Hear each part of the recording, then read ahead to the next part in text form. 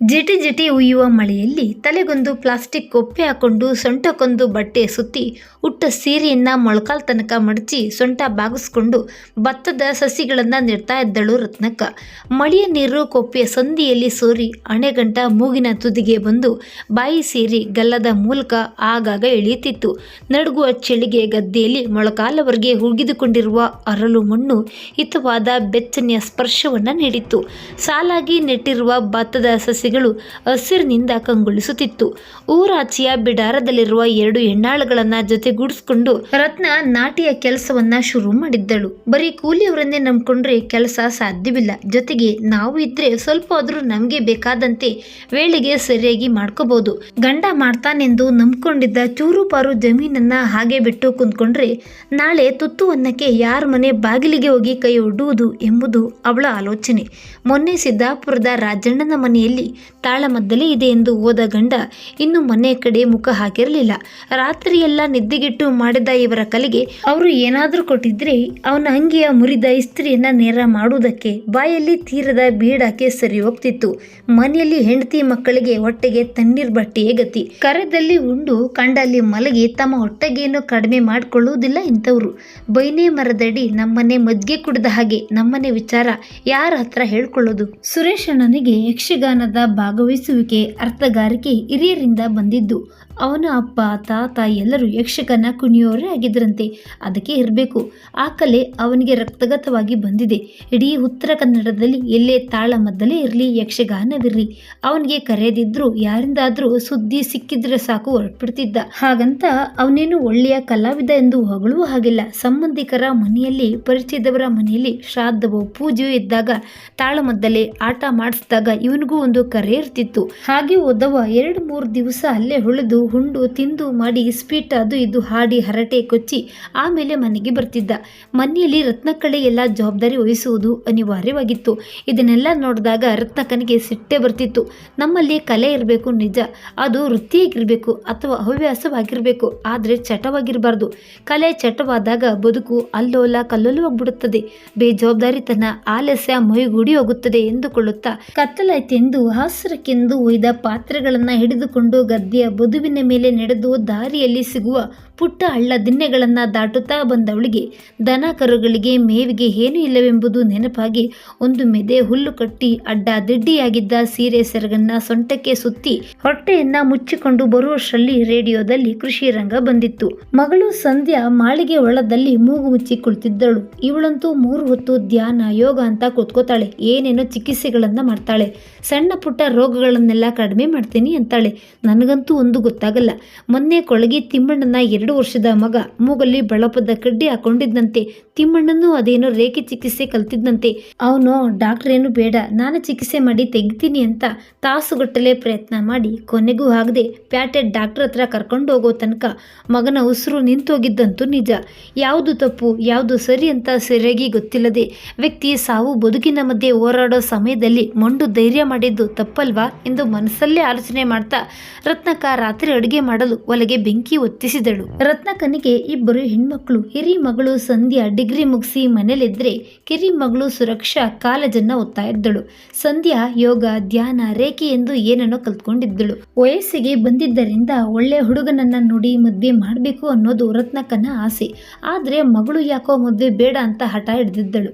ಈ ಯೋಗ ಧ್ಯಾನ ಮಾಡೋದ್ರಿಂದ ಮನಸ್ಸಿಗೆ ಶಾಂತಿ ಸಿಗುತ್ತದೆ, ಉತ್ತಮ ಆರೋಗ್ಯ ಕಾಪಾಡ್ಕೋಬಹುದು, ಎಲ್ಲವೂ ಒಳ್ಳೆಯದೇ ನಿಜ.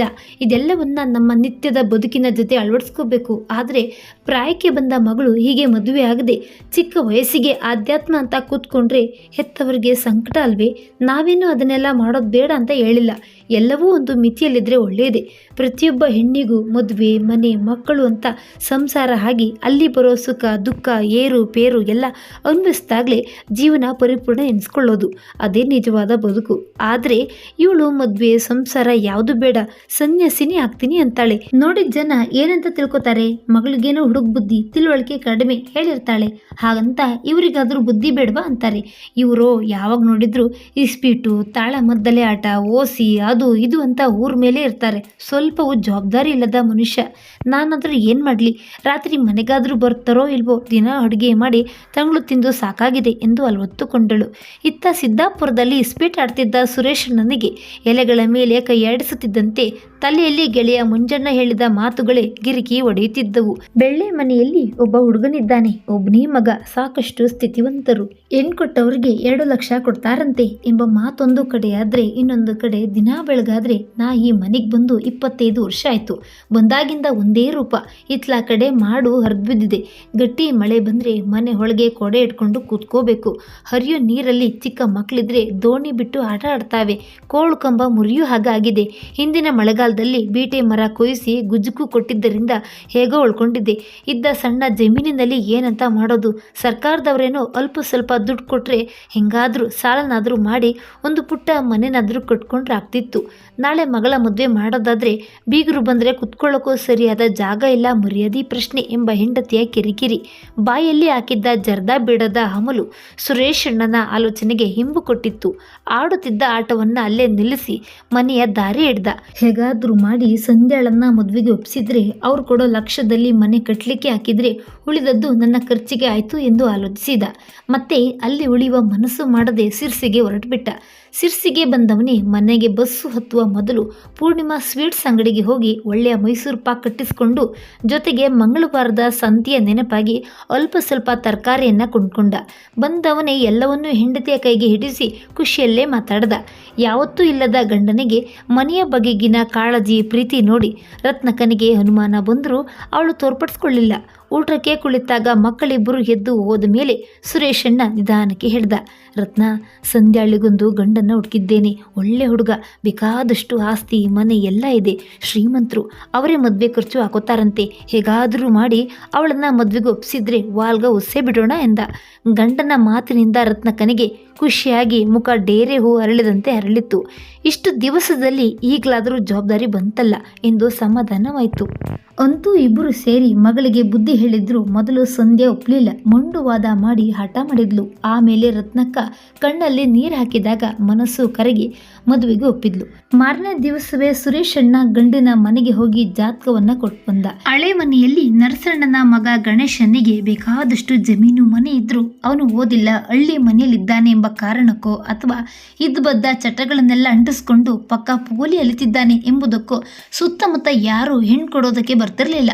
ಅದಕ್ಕೆ ದುಡ್ಡಿನ ಆಸೆ ತೋರಿಸಿದ್ರೆ ಯಾರಾದರೂ ಬಂದಾರು ಎಂಬುದು ಅವರ ಆಸೆ. ಅದೃಷ್ಟವಶಾತ್ ಸಂಧ್ಯಾಳ ಜಾತಕ ಬಂದು ಎಲ್ಲ ಕೂಡು ಬಂತು. ಹುಡುಗಿ ನೋಡೋ ಶಾಸ್ತ್ರವೂ ಮುಗಿದು ಮದುವೆಯ ಮಾತುಕತೆಯಾಡಿ ಮದುವೆಯ ದಿನವೂ ಫಿಕ್ಸ್ ಆಯ್ತು. ಈಗಂತೂ ರತ್ನಕ್ಕನಿಗೆ ಸ್ವರ್ಗಕ್ಕೆ 3 ಗೇಣು. ದಿನವೂ ಮನೆಯಲ್ಲಿ ತೆರಪಿಲ್ಲದ ಕೆಲಸ. ತಮ್ಮ ಮನೆ ಹಳೆಯದೆಂಬ ಮುಜುಗರ ಆಕೆಗೆ. ಹೀಗೆಲ್ಲ ಮಣ್ಣಿನ ಮನೆಗಳೇ ಇರುವುದಿಲ್ಲ. ಎಲ್ಲ ಸಿಮೆಂಟು ಟೈರ್ಸ್ ಎಂದು ಹಾಕಿ ಆಧುನಿಕವಾಗಿ ಕಟ್ಟಿ ಎಲ್ಲ ವ್ಯವಸ್ಥೆಗಳನ್ನ ಮಾಡಿರ್ತಾರೆ. ಅದರಲ್ಲೂ ಬೀಗರ ಮನೆಯವರು ತುಂಬಾ ಶ್ರೀಮಂತರಂತೆ, ಏನ್ ಅಂದ್ಕೋತಾರೋ ಎಂಬ ಭಯ ಅವಳಿಗೆ. ಅದಕ್ಕೆ ಇದ್ದದ್ದಾದ್ರೂ ಸ್ವಲ್ಪ ನೋಡೋ ಹಾಗೆ ಮಾಡ್ಕೋಬೇಕು ಎಂದು ಕಿತ್ತು ಓದಲೆಲ್ಲ ಮಣ್ಣು ಹಚ್ಚಿ ಸುಣ್ಣ ಬಳಿದು ಸಾರಿಸಿ ಚೊಕ್ಕ ಮಾಡಿದಳು. ಮದುವೆಗೆ ಬೇಕಾಗುವ ಬಟ್ಟೆ ಬರೆ ಅದು ಇದು ಎಂದು ತಯಾರಿ ಮಾಡಿದ್ದಳು. ಹಾಗೆ ಸಮಯ ನೋಡಿ ಮಗಳನ್ನ ಕರೆದು, ನೋಡು ಸಂಧ್ಯಾ, ಮದುವೆ ಆದ್ಮೇಲೆ ಗಂಡನ ಮನೇಲೂ ಹೀಗೆ 3 ಹೊತ್ತು ಧ್ಯಾನ ಯೋಗ ಅಂತ ರೂಮಕ್ಕಿ ಕೂತ್ಕೋಬೇಡ. ಮನೇಲಿ ಕೆಲಸ ಬಗ್ಸ್ ಮಾಡು, ಗಂಡ ಹೇಳ್ದಂಗೆ ಕೇಳು, ಅತ್ತೆ ಮಾವನ ಪ್ರೀತಿ ವಿಶ್ವಾಸ ಗಳಿಸು. ಅಪ್ಪಿ ತಪ್ಪಿ ಅವ್ರೇನಾದ್ರೂ ಹೇಳಿದ್ರೆ ಎದುರು ಹೇಳಕ್ಕೆ ಹೋಗ್ಬೇಡ, ಹೊಂದ್ಕೊಂಡೋಗು. ನಾಳೆ ಏನಾದ್ರೂ ಹೆಚ್ಚು ಕಡಿಮೆ ಆದ್ರೆ ನಿನ್ನ ಬೆನ್ನಿಗೆ ತಂಗಿನೂ ಇದ್ದಾಳೆ, ಅವಳ ಮದುವೆ ಮಾಡೋದು ಕಷ್ಟ. ಶ್ರೀಮಂತರ ಮನೆ ಸುದ್ದಿ ಆದ್ರೆ ಅಲ್ಲೇ ಟುಸ್ ಆಗಿ ಮುಚ್ಚೋಗುತ್ತೆ. ಹೇಳಿ ಕೇಳಿ ನಮಗೆ ಬಡತನ ಬೇರೆ, ಆಡ್ಕೊಳ್ಳೋರಿಗೆ ಅನುಕೂಲ. ನಾಳೆ ನಮ್ಮನಿಗೆ ಬಂದು ಮುಲಾಜಿಲ್ಲದೆ ಹೇಳ್ಕೊಂಡು ನಕ್ಕೋಗ್ತಾರೆ ಎಂದು ಬುದ್ಧಿವಾದ ಹೇಳಿದ್ದಳು. ಸುರೇಶ್ ಅಣ್ಣನದು ಮದುವೆ ತಯಾರಿ ಭರ್ಜರಿಯಾಗಿ ನಡೆದಿತ್ತು. ಹತ್ತಿರದ ನೆಂಟರಿಗೆಲ್ಲ ಹಂಚುವುದಕ್ಕೆ ಸೀರೆಗಳನ್ನೇ ತಂದಿದ್ದ. ಮದುವೆ ಅಂತೂ ಬೀಗರದೇ ಖರ್ಚು ಎಂದು ನಂತರ ನೆಂಟರೂಟ ಮಾಡಿ ಬೀಗರ ಕಡೆಯವರಿಗೆ ಭರ್ಜರಿ ಊಟವನ್ನೇ ಹಾಕ್ಸಿದ್ದ. ಆಗ ರತ್ನಕ್ಕನೇ, ನಾಳೆ ಹಬ್ಬ ಹರಿದಿನ, ಬಸ್ರು ಬಾಣಂತನ ಅಂತ ಎಲ್ಲ ಖರ್ಚಿದೆ, ಸ್ವಲ್ಪ ನೋಡ್ಕೊಂಡು ಖರ್ಚು ಮಾಡ್ರಿ. ನೋಡ್ತಾ ನೋಡ್ತಾ ಸುರಕ್ಷಾನು ಮದುವೆಗೆ ಬಂದ್ಲು ಎಂದು ಎಚ್ಚರಿಸಿದ್ದಳು. ಮದುವೆ ಎಲ್ಲ ಮುಗಿದು ಮಗಳನ್ನ ಗಂಡನ ಮನೆಗೆ ಕಳಿಸಿದ ಮೇಲೆ ಸುರೇಶ್ ಅಣ್ಣ ಹಳೆ ಮನೆ ಬಿಚ್ಚಿ ಹೊಸ ಮನೆ ಕೆಲಸಕ್ಕೆ ಶುರು ಹಚ್ಚಿದ. ಕಲ್ಲು ರೇತಿ ಸಿಮೆಂಟು ಎಲ್ಲ ಬಂದವು. ಏನೇ ಆಗ್ಲಿ ಇವರು ತುಂಬಾನೇ ಸುಧಾರಿಸ್ಬಿಟ್ಟಿದ್ದಾರೆ. ಇಸ್ಪೀಟು ಅದು ಇದು ಅಂತ ಊರೂರು ತಿರುಗೋದು ಸ್ವಲ್ಪ ಕಡಿಮೆ ಆಗಿದೆ. ಮಗಳ ಮದುವೆ ಮದುವೆಯಾಗಿದ್ದೆ ಜವಾಬ್ದಾರಿ ಬಂದಂಗಿದೆ, ಅಂತೂ ತನ್ನ ಕಷ್ಟ ಈಗಲಾದರೂ ಅರ್ಥ ಆಯ್ತಲ್ಲ ಎನ್ನೋ ನೆಮ್ಮದಿ ರತ್ನಕ್ಕನಿಗೆ. ದೇವ್ರೇ, ಇವರಿಗೆ ಇದೇ ಬುದ್ಧಿನ ಇರಲಪ್ಪ ಎಂದು ಬೇಡ್ಕೊಂಡಿದ್ದಳು. ಮದುವೆ ಆದಮೇಲೆ ಮಗಳು ಹಳಿಯ ಹಬ್ಬಕ್ಕೆಂದು 2 ಸಲ ಬಂದಿದ್ರು. ಆಮೇಲೆ ಒಮ್ಮೆಯೂ ಬಂದಿರಲಿಲ್ಲ. ಸುರೇಶಣ್ಣ ಒಂದೆರಡು ಬಾರಿ ಹಬ್ಬದ ಸಮಯದಲ್ಲಿ ಕರೆಯೋದಕ್ಕೆಂದು ಹೋಗಿದ್ದ ಅಷ್ಟೇ. ಸುರೇಶಣ್ಣ ಇತ್ತೀಚೆಗೆ ತಿರುಗುವುದನ್ನ ಕಡಿಮೆ ಮಾಡಿದ್ದ. ಮಗಳ ಮದುವೆ ಹಣದಿಂದ, ಪಂಚಾಯತಿ ಆಫೀಸ್ನಲ್ಲಿ ಕೊಡೋ ಹಣದಿಂದ ಒಂದು ಮನೆ ಆಗ್ಬಿಟ್ರೆ ಮನೇಲಿ ಹೆಂಡತಿ ಕಾಟ ಒದ್ರು ತಪ್ಪುತ್ತೆ. ಆಮೇಲೆ ತಾನು ನಿಶ್ಚಿಂತೆಯಿಂದ ಇರ್ಬೋದು ಎಂಬುದು ಅವನ ಆಲೋಚನೆ. ಸಂಧ್ಯಾ ಮದುವೆ ಆದ ಹೊಸತರಲ್ಲಿ 4 ದಿವಸ ಗಂಡನ ಮನೆಯಲ್ಲಿ ಯಾರು ಅಷ್ಟು ಮಾತಾಡಲಿಲ್ಲ. ಎಲ್ರು ಚೆನ್ನಾಗೇ ನೋಡ್ಕೊಂಡ್ರು. ಆಮೇಲೆ ಶುರುವಾಯ್ತು. ಗಂಡನ ಜೊತೆ ಮಾತಾಡಿದ್ರು. ಏನೇ ಗಂಡನ ಸೊಂಟಕ್ಕೆ ಕಟ್ಕೊಂಡ್ಬಿಡು, 3 ಹೊತ್ತು ನಿನ್ ಮುಂದೆ ಕುತ್ಕೊಂಡಿದ್ರೆ ಹೊಟ್ಟೆ ತುಂಬ್ತಾ ನಿನ್ ಕೆಲಸ ನೋಡು ಎನ್ನೋರು. ಊಟದ ಬಾಳಿಗೆ ಸ್ವಲ್ಪ ಉಪ್ಪು ಜಾಸ್ತಿ ಆದ್ರೂ ಬೊಯ್ಯೋದು, ಕೆಲಸ ಮಾಡಿದ್ದೇ ಸರಿಯಿಲ್ಲ ಎನ್ನೋರು. ಉಂಡಿದ್ದಕ್ಕೆ ತಿಂದಿದ್ದಕ್ಕೆ ಎಲ್ಲದಕ್ಕೂ ಕೊಂಕು ಮಾತು. ಮನೆಗೆ ಯಾರಾದ್ರೂ ನೆಂಟ್ರಿಷ್ಟ್ರೋ ಪರಿಚಯದವರು ಬಂದ್ರೆ ಅವ್ರಿಗೂ ಇವಳಿಗೂ ಸಂಬಂಧ ಕಲ್ಪಿಸಿ ಜಗಳ ಕಾಯೋದಕ್ಕೆ ಶುರು ಮಾಡ್ತಿದ್ರು. ಇತ್ತೀಚೆಗಂತೂ ಪ್ರತಿ ಮಾತಿಗೂ ನೀನೇನ್ ರಾಜ್ಕುಮಾರಿನ ಕೂರಿಸಿ ಹೊಟ್ಟೆ ಹೊರೆಯೋದಕ್ಕೆ ನಾವೇನು ನಿನ್ನನ್ನ ಪುಕ್ಕಟ್ಟೆ ತಂದಿದ್ದೇವ, ಹಾಗೆ ನಿನ್ನ ಅಪ್ಪನಿಗೆ ಲಕ್ಷಗಟ್ಟಲೆ ಸುರಿದಿದ್ದೇವೆ, ಹೇಳಿದಷ್ಟು ಕೇಳ್ಕೊಂಡು ಬಿದ್ದಿರು ಎಂದು ಮೂದಲಿಸ್ತಿದ್ರು. ಇನ್ನು ಗಂಡನೋ ಸ್ವಂತ ಬುದ್ಧಿಯೇ ಇಲ್ಲ. ಅವನು ಮನೆಯವರು ಹೇಳಿದಕ್ಕೆಲ್ಲ ಗೋಣಾಡಿಸ್ತಿದ್ದ. ಗಂಡ ಹೆಂಡತಿಯ ಮಧ್ಯೆ 4 ಗೋಡೆಯ ನಡುವೆ ಇರಬೇಕಾದ ವಿಚಾರಗಳನ್ನು ಚಾಚೂ ತಪ್ಪದೆ ತಾಯಿಗೆ ಹೇಳ್ತಿದ್ದ. ಅವರನ್ನ ಕೇಳದೆ ಯಾವ ಕೆಲಸವನ್ನು ಮಾಡ್ತಿರ್ಲಿಲ್ಲ. ಮಧ್ಯೆ ಮಾತಾಡಿದ್ರೆ ಅವ್ಯರ್ಥ ಶಬ್ದಗಳಿಂದ ಬೊಯ್ಯೋದು, ಸಿಕ್ಕಿದ್ದರಲ್ಲೇ ಎಲ್ಲರೆದುರು ಹೊಡೆಯುತ್ತಿದ್ದ. ಸಂಧ್ಯಾ ಆ ಮನೆಯ ಹಾಳಿಗಿಂತ ಕಡೆಯಾಗಿದ್ದಳು. ಮನೆಯವರ ಒತ್ತಾಯಕ್ಕೆ ಯಾಕಾದ್ರೂ ಮದುವೆ ಎಂಬ ಬಂಧನಕ್ಕೆ ಸಿಲುಕಿದ್ನೋ ಎನ್ನಿಸ್ಬಿಟ್ಟಿತ್ತು. ನಿತ್ಯ ಕಣ್ಣೀರು ಸಾಕಾಗೋಗಿತ್ತು. ಇವನ್ನೆಲ್ಲ ನೋಡಿ ಪಶ್ಚಾತ್ತಾಪದಿಂದ ಮಾವನವರು ಸೊಸೆಯ ಪರ ವಹಿಸಿ ಮಾತಾಡಿದ್ದಕ್ಕೆ ಅವರಿಬ್ಬರಿಗೂ ಸಂಬಂಧ ಕಟ್ಟಿ ಸಂಶಯದಿಂದ ನೋಡಿದ್ರು ಅತ್ತೆ. ಈಗಂತೂ ಗಣೇಶ ದಿನವೂ ಕುಡಿದು ಬಂದು ಹೊಡೆಯುತ್ತಿದ್ದ. ಜೊತೆಗೆ ಕೆಲಸದ ಹೆಂಗಸರ ಸಹವಾಸ ಬೇರೆ. ಸಂಧ್ಯಾ ಗಂಡನ ಮನೆಯವರು ಕೊಡುವ ಮಾನಸಿಕ ಮತ್ತು ದೈಹಿಕ ಹಿಂಸೆಗಳಿಂದ ಸೋತು ಬಡವಾಗಿದ್ದಳು. ಆಕೆಗೆ ಹೆಜ್ಜೆ ಹೆಜ್ಜೆಗೂ ತವರ ನೆನಪಾಗ್ತಿತ್ತು. ದುಡ್ಡಿಗೋಸ್ಕರ ತನ್ನನ್ನ ಮಾರಾಟ ಮಾಡಿದ, ತನ್ನ ಭವಿಷ್ಯವನ್ನೇ ನಾಶ ಮಾಡಿದ ತಂದೆಯ ಬಗ್ಗೆ ಕೋಪ ಉಕ್ಕುತ್ತಿತ್ತು. ಆಕೆ ಒಂದಿನ ಹೇಳದೆ ಕೇಳದೆ ತವರಿಗೆ ಬಂದಳು. ಮಗಳು ತವರಿಗೆ ಬಂದಿದ್ದು ರತ್ನಕ್ಕನಿಗೆ ಸಂತೋಷ ತಂದಿತ್ತು. ಪಾಪ ಅವಳಿಗೆ ಹೆಂಗ್ ಗೊತ್ತು ಇದೆಲ್ಲ. ಹೊಸ ಮನೆಯ ಕೆಲಸ ಮುಗಿತಾ ಬಂದಿತ್ತು. ರತ್ನಕ್ಕನಿಗೆ ಖುಷಿಯೋ ಖುಷಿ. ಜೀವನದಲ್ಲಿ ಒಂದು ದೊಡ್ಡ ಜವಾಬ್ದಾರಿಯನ್ನ ಮುಗಿಸ್ಕೊಂಡ ತೃಪ್ತಿ, ಸಮಾಧಾನ.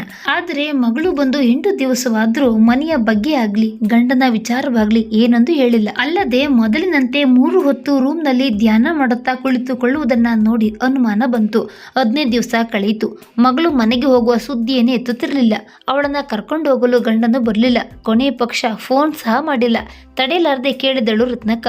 ಏನೇ ಸಂಧ್ಯಾ, ಗಣೇಶ ನಿನ್ನನ್ನ ಕರ್ಕೊಂಡು ಹೋಗೋದಕ್ಕೆ ಯಾವಾಗ ಬರ್ತಾನಂತೆ? ನೀನ್ ಬಂದು ಇಷ್ಟು ದಿನವಾದ್ರೂ ಒಂದು ಫೋನ್ ಕೂಡ ಇಲ್ವಲ್ಲೇ? ಅವರು ಬರಲ್ಲಮ್ಮ, ನಾನು ಇನ್ನೂ ಆ ಮನೆಗೆ ಹೋಗೋದಿಲ್ಲ. ಸಂಧ್ಯಾ ಮೊಟಕಾಗಿ ಉತ್ತರಿಸಿದಳು. ಯಾಕೆ? ನಿನ್ನ ಹಳೆ ಅಭ್ಯಾಸಗಳಿದೆಯಲ್ಲ, ಮೂಗು ಮುಚ್ಚಿ ಕುಳಿತುಕೊಳ್ಳೋದು, ಅಲ್ಲೂ ಮುಂದುವರಿಸಿರ್ಬೇಕು. ಅವ್ರೇನು ಸುಮ್ಮನಿರ್ತಾರ? ಆಶ್ಚರ್ಯ, ಅನುಮಾನದಿಂದ ಕೇಳಿದಳು ರತ್ನಕ್ಕ. ಸಂಧ್ಯಾಳಿಗೆ ಈಗ ಕಣ್ಣೀರಿನ ಹಣಕಟ್ಟಿಯೇ ಒಡೆಯಿತು. ಆಕೆ ತಾಯಿಯನ್ನ ತಬ್ಬಿಕೊಂಡು ಬಿಕ್ಕಿ ಬಿಕ್ಕಿ ಅಳುವುದಕ್ಕೆ ಶುರು ಮಾಡಿದಳು. ತಾಯಿ ಕರಳು ಚುರುಕೆಂದಿತು. ನೋಡು ಮಗಳೇ, ಹೇಳಬೇಡ, ಏನಾಯ್ತು ಅಂತ ಬಿಡಿಸಿ ಹೇಳು, ಅಲ್ಲೇನ್ ನಡೀತು? ರತ್ನ ಮಗಳನ್ನ ಸಮಾಧಾನಿಸುತ್ತಾ ಕೇಳಿದಳು. ಸಂಧ್ಯಾ ತಾನು ಮದುವೆ ಆದಾಗಿನಿಂದ ಗಂಡನ ಮನೆಯಲ್ಲಿ ಅನುಭವಿಸಿದ ಕಷ್ಟಗಳನ್ನೆಲ್ಲ ಹೇಳಿದಳು. ಜೊತೆಗೆ ಅಪ್ಪ ಮಾಡಿದ ಗನಂದಾರಿ ಕೆಲಸವನ್ನು ಹೇಳಿದಳು. ಅಮ್ಮ, ಅವರಿಂದಾದ ಹಿಂಸೆಗಿಂತ ಹೆತ್ತ ತಂದೆಯಿಂದಾದ ಅನ್ಯಾಯ ನನ್ನ ಮನಸ್ಸಿಗೆ ಇನ್ನೂ ಹೆಚ್ಚಿನ ನೋವು ಕೊಟ್ಟಿತಮ್ಮ. ಮಕ್ಕಳ ಬದುಕು ಭವಿಷ್ಯಕ್ಕೋಸ್ಕರ ಏನೆಲ್ಲ ಕಷ್ಟಪಡುವ ಅಪ್ಪಂದಿರನ್ನ ನೋಡಿದ್ದೇನೆ. ಆದ್ರೆ ನನ್ನಪ್ಪ ನನ್ನನ್ನ ದುಡ್ಡಿಗೋಸ್ಕರ ಮಾರಾಟ ಮಾಡಿದ್ದಾರೆ. ನನ್ನ ಭವಿಷ್ಯಕ್ಕಿಂತ ಅವನಿಗೆ ದುಡ್ಡೇ ಹೆಚ್ಚಾಗಿತ್ತು. ಅದರ ಫಲವನ್ನ ನಾನೀಗ ಅನುಭವಿಸುವಂತಾಗಿದೆ ಎಂದಾಗ ಒಂದು ಕ್ಷಣ ರತ್ನಕ್ಕನಿಗೆ ಗಂಡನ ಮೇಲೆ ಹೇಸಿಗೆ ಹುಡ್ತು.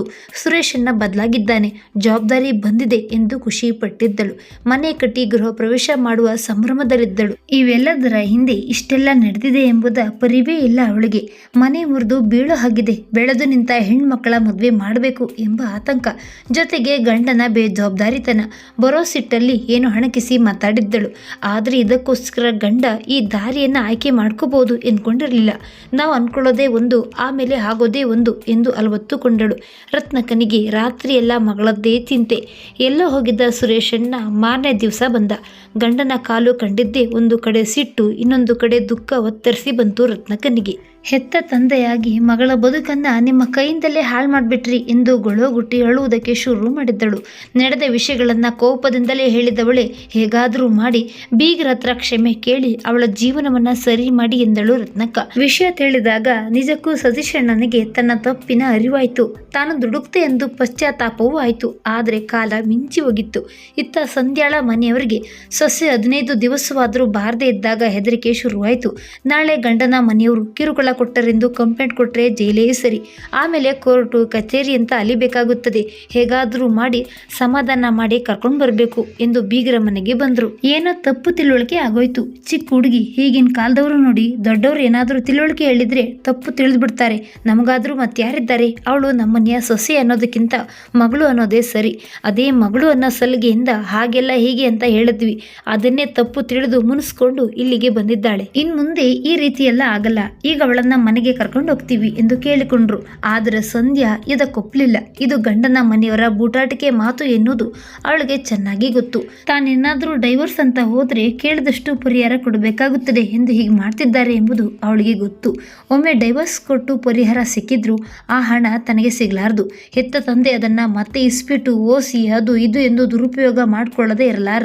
ಪುನಃ ನನ್ನನ್ನ ಗೊಂಬೆಯ ತರಹ ಇನ್ನೊಂದು ಗಂಡಿನ ಎದುರು ನಿಲ್ಲಿಸಿ ಹಣ ತೆಗೆದುಕೊಂಡು ಮದುವೆಗೆ ಒಪ್ಪಿಸುತ್ತಾನೆ. ಅಲ್ಲದೆ ಅಲ್ಲಿ ತನ್ನ ಗಂಡನು ಮತ್ತೊಂದು ಸುಳ್ಳಿನ ಕಂತೆ ಕಟ್ಟಿ ಇನ್ನೊಂದು ಬಡ ಮುಗ್ಧ ಹುಡುಗಿಗೆ ತಾಳಿ ಕಟ್ಟಿ ಈ ಕೆಟ್ಟ ಕೂಪಕ್ಕೆ ತಳ್ಳಿ ಇನ್ನೊಂದು ನಾಟಕ ಶುರು ಮಾಡ್ತಾನೆ ಅನ್ನಿಸ್ತು. ಅದಕ್ಕೆ ಸಂಧ್ಯಾ ಎಲ್ಲರೆದುರು ನಿಂತು ನಿರ್ಭಯವಾಗಿ, ನೋಡಿ, ನಿಮ್ಮೆಲ್ಲರ ನಾಟಕದ ಗೊಂಬೆಯಾಗಿ ಸಾಕಾಗಿದೆ.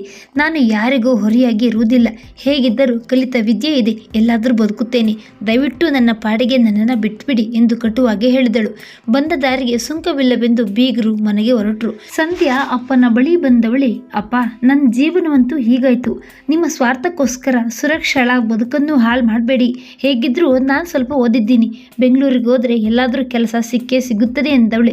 ಬ್ಯಾಗಿನಲ್ಲಿ ಒಂದಿಷ್ಟು ಬಟ್ಟೆ ಬರಿಗಳನ್ನು ತುಂಬಿಕೊಂಡು ಮನೆಯಿಂದ ಹೊರಟೇ ಬಿಟ್ಟಳು. ತಾಯಿ ಕರೆದರೂ ಸಂಧ್ಯಾ ಕೇಳದವಳಂತೆ ಹೋಗುತ್ತಲೇ ಇದ್ದಳು. ಸುರೇಶಣ್ಣ ಮಗಳು ಓದುತ್ತಲೇ ನೋಡ್ತಿದ್ದ. ಅವನ ಕಣ್ಮುಂದೆ ಇಸ್ಪೇಟಿನ ಎಲೆ ದುಡ್ಡು ಒಂದರ ಹಿಂದೆ ಒಂದು ಗಿರಿಕಿ ಹೊಡೆಯುತ್ತಲೇ ಇದ್ದವು. ರತ್ನಕ್ಕನಿಗೆ ಮಾತ್ರ ಎದುರಿಗಿದ್ದ ಹೊಸ ಮನೆ ಅವಳನ್ನು ಅಣಗಿಸಿ ನಕ್ಕಂತಾಯ್ತು. ಮತ್ತೊಂದು ಕಥೆಯೊಂದಿಗೆ ಭೇಟಿಯಾಗೋಣ. ಧನ್ಯವಾದಗಳು.